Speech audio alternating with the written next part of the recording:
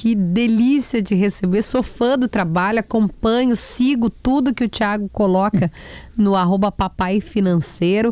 E olha, Stout, eu separei uma frase dele. Para começar. Para que os nossos ouvintes se conectem com o que a gente vai falar. A escolha financeira mais importante da sua vida não é o seu emprego, não é onde você vai morar ou onde você investe, é com quem você decide casar. Vamos começar por aí, Thiago? Opa, muito bom. A gente não se dá conta disso, né? Que as nossas decisões, elas são impactadas fundamentalmente pela pessoa que a gente convive. Quanto mais a gente se aprofunda numa relação, mais a outra pessoa interfere positivamente ou negativamente. Então, a questão financeira acaba sendo algo que precisa ser levado por um casal, para uma família, de uma maneira muito presente, de uma maneira muito compartilhada. Não é sobre julgar um ao outro, mas é sobre trazer o assunto. E na prática, a verdade é que os casais não brigam por dinheiro em si. Eles brigam pela falta de comunicação, pela falta de clareza. E, de fato, a maior causa de divórcio são os problemas financeiros. Então, não conversar sobre esse assunto vai trazer problema, né?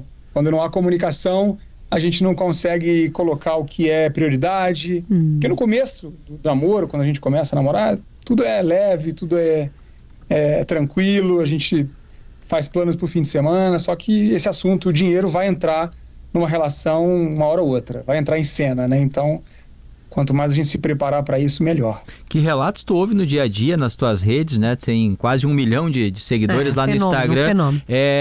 O que as pessoas te contam? Homens, mulheres? Tem homem ou mulher reclama mais? E normalmente envolve o quê? É um gasto exagerado? Pessoas sem controle? Olha, tem de tudo, tá, Leandro? Assim, eu já estou nessa jornada da educação financeira há mais de uma década. Então, eu já vi de tudo, mas assim, o que a gente pode atribuir como mais comum, tá? Se você for pegar uma média ali e olhar para os casais, é a falta de transparência, tá? Tanto namorados quanto casados, porque esse julgamento de que um gasta mais do que o outro sempre vai existir, tá? Um julga que a fulana gasta com bobagem, a esposa também fala que o marido gasta sem planejar, então essa falta de comunicação leva a esse julgamento do outro, porque a gente tem que concordar que o que eu digo do outro é o que me incomoda, mas não necessariamente o outro sabe exatamente o que incomoda, né? Então, não estou falando de você começar um namoro e já abrir uma planilha do Excel. Aliás, esse é um bom... Tem que ter planilha no Excel. Meu irmão acha que tem que ter planilha no Excel. O Potter falou que já fez agora, conta conjunta. O caminho é a planilha? Olha, a planilha é uma ferramenta. Ela ajuda a colocar os números ali, a organizar. Mas você não precisa ser o mago do Excel, o mago da planilha para um especialista em planilha. Não precisa ter medo de planilha. E se não quiser usar planilha, usa um caderno, usa um arquivo no computador, que seja. Acho que o que importa, o que a planilha ajuda você a enxergar, facilita, é justamente essa clareza de para onde está indo esse dinheiro, quanto que entra, quanto que sai, e as prioridades que a gente está colocando. Acompanhar esse padrão também de gastos ajuda você a definir objetivos, a ver se teve momentos com mais ou menos gastos. E eu vejo, por experiência própria e acompanhando tanta gente, que funciona, ajuda nesse acompanhamento. E mais do que isso, tá? Porque falando dessa forma pode parecer que, poxa, então eu tenho que... É chato, né? Parece uma coisa chata. E as pessoas têm medo e elas não fazem, procrastinam justamente por isso. Mas o mais complicado é quando o casal foge desse assunto, foge desse papo. Porque aí começa a gerar essa falta de comunicação, você esconde uma coisa aqui, esconde uma outra coisa ali. Acontece muito a infidelidade financeira, né? Mas que coisa maravilhosa. Como quer dizer, é a infidelidade financeira? Seria eu gastar com uma coisa que eu não contei? Começa assim, começa com aquela comprinha que você não contou e vai... Ou mentir que a blusa custou... Olha, foi baratinha, R$50 custou 500. Eu tiro a etiqueta pra não ver que eu comprei outra. Exatamente. Tá admitindo isso, Kelly Matos? Não, eu juro, não sou consumista, mas já tirei a etiqueta pra não ver que eu comprei mais uma blusinha. Total. Não, infidelidade, sou infiel. Fidelidade financeira, Olha, eu já vi... Bom, mas faz tempo, né, Kelly? Deixar bem claro, isso faz muitos anos, né? Não, eu me deparei, Thiago, eu tô em choque que eu sou infiel. Não, é só uma comprinha, não dói, não. Vou me defender aqui, porque também vai ficar a fama. Eu sou a menos consumista... Não, o Gaspar também não é consumista. Inclusive, a gente já conversou sobre isso uma vez, ele me chamou atenção que eu tinha que ter roupas até melhores, assim, porque eu sou uma pessoa pública, me apresentar e tal, mas já corrigi isso. Mas eu não comprava nada. Mas ajuda na relação, não ajuda? Perfis parecidos nessa hora eu vou dar mais um depoimento e vou passar pro Thiago, que é o seguinte, a presença do meu marido na minha vida organizou. Eu nunca fui de guardar dinheiro. Quando eu o conheci, ele é gringo, que significa que ele é pão duro, viu, Thiago? Ele não gasta e eu tenho dinheiro guardado hoje graças ao meu casamento. Olha só que coisa boa de saber, olha, presente pro Dia dos Namorados. Isso é uma declaração de amor, né, Thiago? Ele realmente, no ponto de vista financeiro, Thiago, ele me organizou, porque ele falou que era importante e tal. Muito bem, eu gostaria que a minha mulher falasse isso também ao vivo, ela já falou. Isa maravilhosa. Mas, assim, a infidelidade financeira, claro, a gente está fazendo uma brincadeira aqui, mas tem muito o caso de não ter esse papo e um esconde do outro quanto que ganha, e um esconde do outro um bônus que ganha. E eu já vi de tudo, casais aí que se separam e o cara põe o dinheiro em outro lugar, esconde. Então, é triste porque coisas pequenas que poderiam ser conversadas acabam virando problemas maiores depois, né? Porque quando tá tudo bem, a gente não conversa sobre dinheiro. A ideia, normalmente a gente não conversa, mas quando as coisas começam a ficar ruins, muitas vezes já está num estágio que para reparar o dano dá muito trabalho, né? E aí o Leandro falou sobre a coisa do perfil. Ajuda quando o casal conversa e coloca, por exemplo, os planos em perspectiva, assim, conversa sobre sonhos, sobre o que quer conquistar, o que quer realizar e, né, vão, claro, tentar buscar esses sonhos, planejar o quanto mais melhor, claro. O que é muito difícil é quando são, sim, perfis completamente diferentes e um não faz o esforço também para encontrar um ideal no meio do caminho. Porque, assim, não existe um perfil totalmente certo, tá? A pessoa também que é muito pão dura, ela não vai viver tão bem assim, ela vai ficar muito na escassez, muito no não posso gastar, e a outra pessoa que gasta muito. Esse indivíduo, obviamente, não precisa nem de dizer que ela vai ter problema.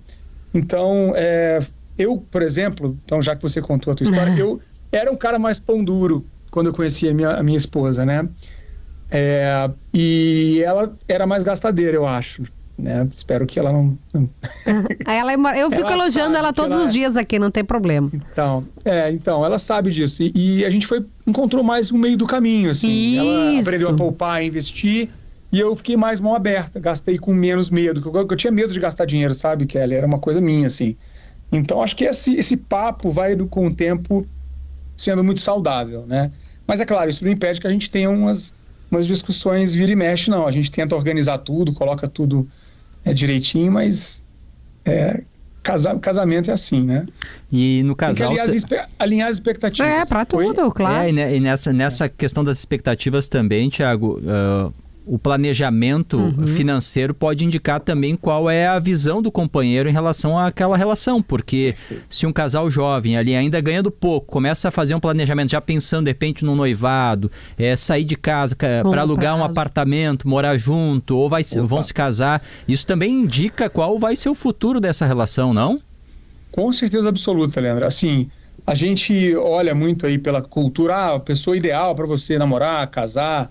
Aí você vai olhar lá as qualidades que você valoriza e muita gente esquece de olhar coisas como ambição, a visão de futuro, se a pessoa quer morar numa cidade grande, numa cidade pequena, e se ela tem, né, a real vontade de ter uma estabilidade financeira, por exemplo, ou se é uma pessoa que vive muito no imediatismo.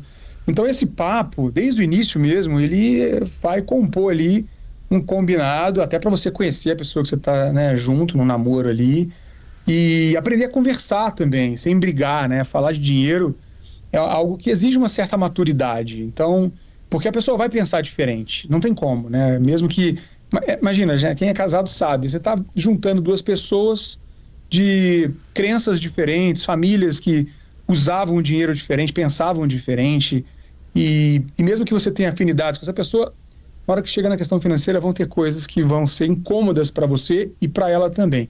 Então é muito importante começar a entender essas diferenças e principalmente aprender a ouvir a pessoa sem julgamento.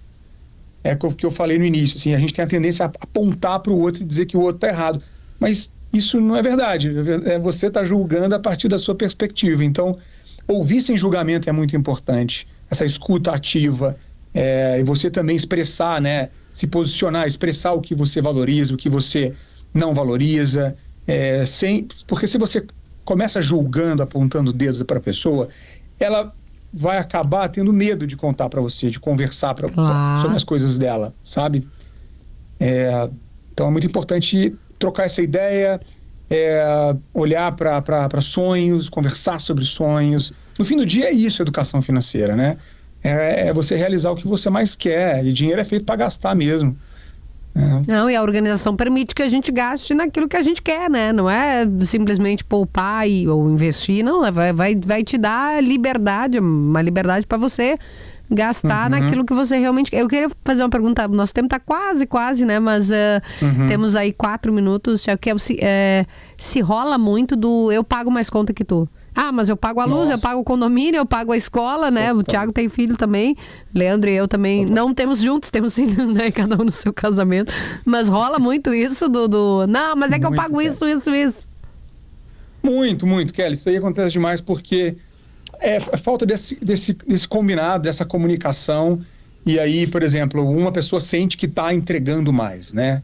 Isso, na verdade, acontece, foi feita uma pesquisa em relação a isso, não só na questão financeira, mas na questão geral. Aí você pergunta para a esposa quantos % da contribuição para o todo, não é só o dinheiro, né? Do trabalho em casa, de tudo tem que ser feito. Quantos % você acredita que você faz?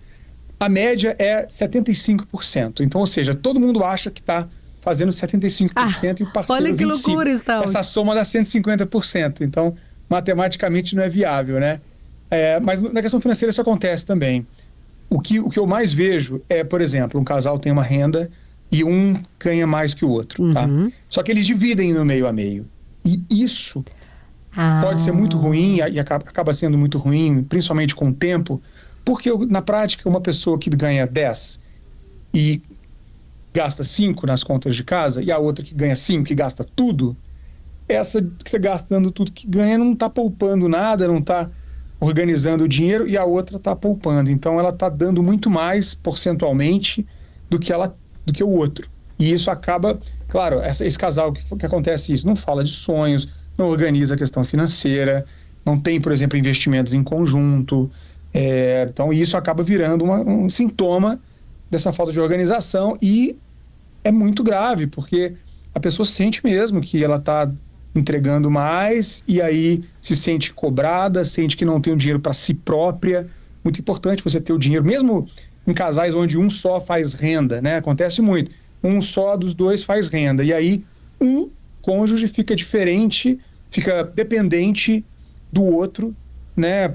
Pedindo dinheiro, não tendo uma autonomia financeira. Isso também é muito ruim.